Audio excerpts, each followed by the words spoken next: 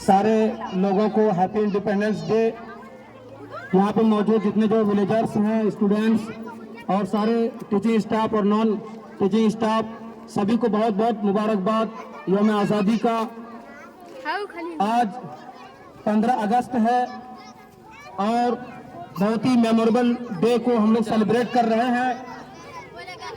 हर साल 15 अगस्त as a public holiday हम लोग इसका सेलिब्रेशन करते हैं। हर स्कूल में, हर कॉलेज में, हर यूनिवर्सिटी में, क्योंकि आज ही के दिन 1947 को 15 अगस्त इंडियन इंडिपेंडेंस एक्ट इफेक्ट में आया था और इंडियन कॉन्स्टिट्यूएंट असेंबली को लेजिस्लेटिव सॉवरेंटी ट्रांसफर किया गया था।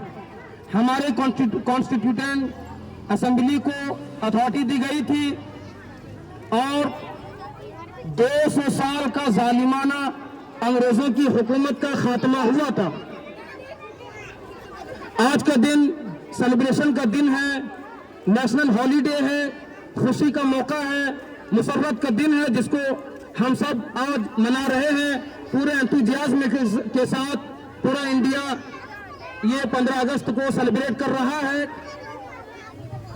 हमारे देश में ईस्ट इंडिया कंपनी ट्रेड के लिए आई थी और कोस्टल एरिया में इस फॉरेन कंपनी का एस्टेब्लिशमेंट हुआ था और उस वक्त मुगल डायनेस्टी डिक्लाइन हो चुकी थी और पॉलिटिकल इनस्टेबिलिटी आ गई थी देश में, जिसकी वजह से छोटे छोटे किंगडम राइज हो गया था और बहुत सारे इंडिपेंडेंट स्टेट वजूद में आ गए थे। ईस्ट इंडिया कंपनी ने इसको अपने लिए बेस्ट अपॉर्चुनिटी समझा और यहाँ के इंटरनल अफेयर्स में इंटरफेयर करना शुरू किया। सबसे पहले अंग्रेजों की आर्मी को लीड करने वाला लॉर्ड क्लाइव और इधर बंगाल का नवाब सिराजुद्दौला, दोनों के बीच में प्लासी का बैटल होता है और सिराजुद्दौला का एक चीफ कमांडर मीर कासिम की गद्दारी के नतीजे में लॉर्ड क्लाइव की जीत हो जाती है।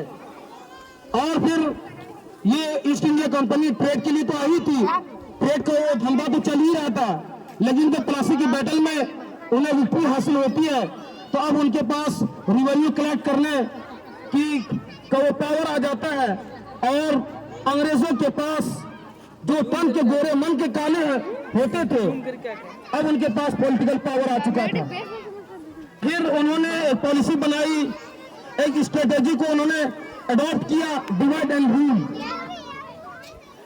उसने ये स्ट्रेटेजी बनाई कि अगर हमें नेशनलिज्म को कमजोर करना है तो फिर हमें यहाँ की यूनिटी को डिवाइड करना होगा। यहाँ की कम्युनल हार्मनी को अंग्रेजों ने नुकसान पहुंचाया और यहाँ की जो यूनिटी थी और यूनिटी इन डाइवर्सिटी थी उसको नुकसान पहुंचा करके और आपस में कॉन्फ्लिक्ट क्रिएट करके धीरे धीरे भारत के टेरिटरी को उसने कैप्चर करना शुरू किया और पूरे हिंदुस्तान को उन्होंने अपने कंट्रोल में ले लिया। लेकिन हमारे इंडियंस, जिसके अंदर स्पिरिट ऑफ इंडिपेंडेंस वो बहुत स्ट्रॉन्ग था, किसी कीमत भी वो न सरेंडर करने वाले थे अंग्रेजों के सामने और नहीं वो अपना सबमिशन दे सकते थे। वो इंडिपेंडेंस को लेकर के बहुत ही सीरियस थे, अंग्रेजों से टक्कर लिया, मुकाबला किया, फाइट की और अंग्रेजों ने इंडियंस को बहुत ही टॉर्चर किया, ऑपरेस किया, जुल्म सितम का पहाड़ ढाया। इंडियंस इंप्रेशन हुए, अपनी सुप्रीम सैक्रिफाइस दी और इंडियंस पर बहुत ज्यादा जुल्म किया अंग्रेजों ने। लेकिन इंडियंस भी, उनका भी स्टैंड था कि हम सर कटा सकते हैं लेकिन सर झुका सकते नहीं। किसी कीमत अंग्रेजों से कोई एडजस्टमेंट नहीं की, कोई कंप्रोमाइज नहीं किया, लड़ते रहे और अपनी सुप्रीम सैक्रिफाइस दी, इंप्रिजन हो गए और सारे ऑपरेशन और क्रूअल्टी को बर्दाश्त किया, लेकिन इंडिपेंडेंस को लेकर के सीरियस रहे, जिसमें बड़े बड़े ग्रेट लीडर सामने आए और बड़े बड़े रिवॉल्यूशनरी वो सामने आए और अंग्रेजों से मुकाबला किया, जिसमें महात्मा गांधी जिस मूवमेंट को लीड कर रहे थे उनका बहुत बड़ा रोल रहा है इंडिपेंडेंस को अटेन करने में। Non cooperation movement, civil disobedience, ये जो मूवमेंट अंग्रेजों के अगेंस्ट चला है वो बहुत ही कारगर और बहुत ही पावरफुल रहा है।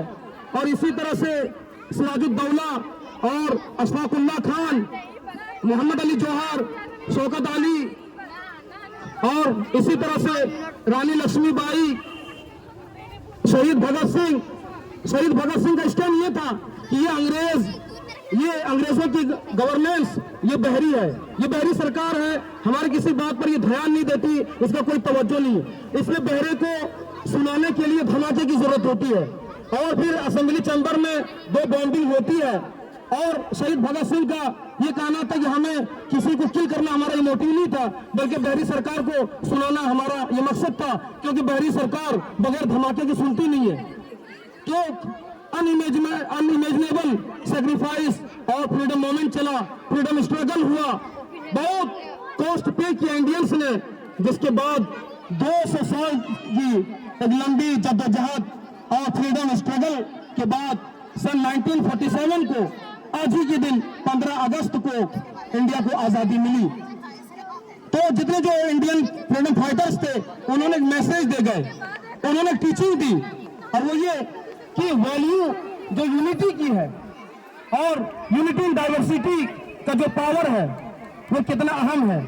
इसी तरह आपस में अगर डिवीजन हो, इंटीग्रिटी ना हो, फ्रेटर्निटी ना हो, तो किस तरह से फॉरेनर आकर के हमारे देश को उसने गुलाम बनाया और किस तरह से उसका नुकसान होता है।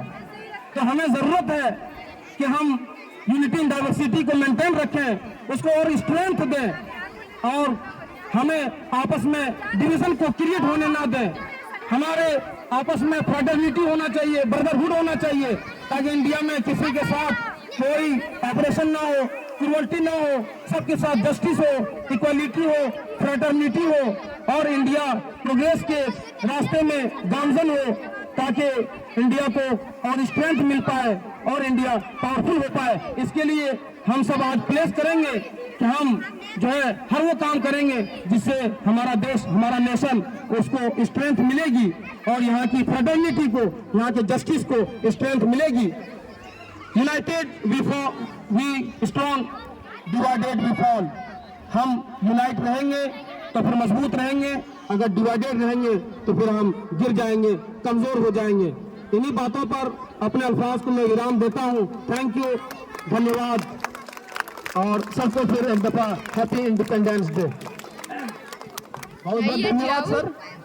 अब एक मोटी